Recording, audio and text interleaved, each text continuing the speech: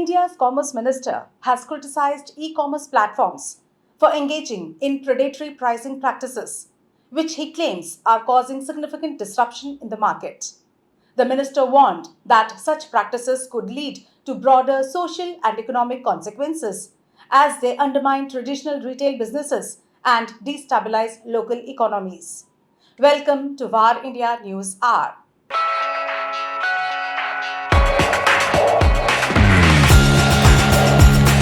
By pointing at Amazon as an example of the dangers of predatory pricing in the e-commerce sector, citing the company's reported rupees 6,000 crore loss as evidence, the minister argued that such massive losses are a sign that Amazon is using deep discounting strategies to capture the market share even at the expense of profitability.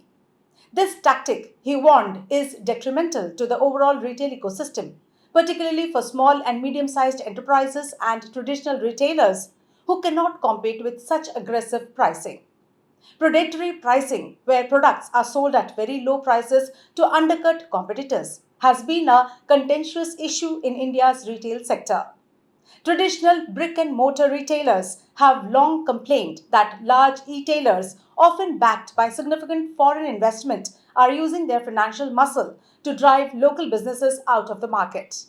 The minister's comments reflect growing concerns about the impact of e-commerce giants on India's retail landscape, especially in the context of job losses and the weakening of small and medium enterprises. The government is likely to scrutinize these practices more closely, with potential regulatory actions aimed at curbing predatory pricing and ensuring that competition remains fair for all players in the market. The minister said e commerce is growing at an annual rate of 27%, meaning that e commerce will double every 3 years. Much of this growth is in high margin segments that small domestic retailers rely on for survival. They are, after all, an e commerce platform and they are not allowed to do B2C legally. The e commerce platform legally cannot do business to customer, that is B2C business.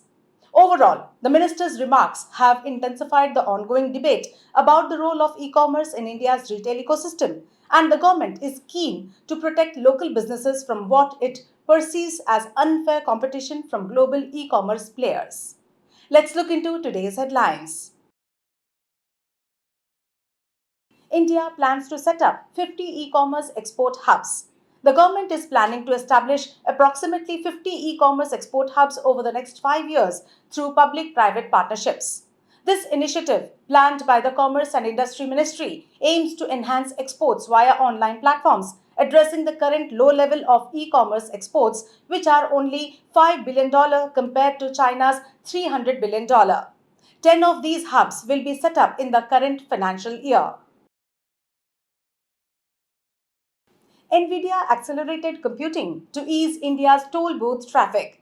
India is home to the globe's second largest road network, spanning nearly 4 million miles with over 1,000 toll booths. To help automate these toll booths across India, CalSoft is helping to implement a broad range of NVIDIA technologies integrated with the country's dominant payment system, the Unified Payments Interface. As part of a pilot program, this solution has been deployed in several leading metropolitan cities. Instagram unveils Song on Profile feature similar to MySpace. Instagram has announced a new feature that will allow users to add a song to their profile. The selected music will be displayed on the bio area of the user's profile, and users will have the option to remove or replace the song as desired. Visitors to a user's profile can play and pause the added song at their convenience. Google launches Essentials app for Microsoft Windows PCs. Designed as a one-stop hub for accessing various Google services such as Google Photos, Google Messages on a Microsoft Windows PC, Google has introduced a new app called Google Essentials. Google Play Games on PC, which is currently in its beta phase, will also be available through this new app. Announcing it in a blog post, Google stated that Google Essentials can be opened from the Start menu and can be easily switched between a phone and a laptop. Samsung's new monitor allows for immersive 3D gaming without glasses. The Odyssey 3D, the newest model in Samsung's Odyssey gaming monitor line, is scheduled for a global release later this year that can transform 2D images into a 3D experience without the need for spectacles. With this function, users may quickly switch between 2D and 3D models according to their preferences.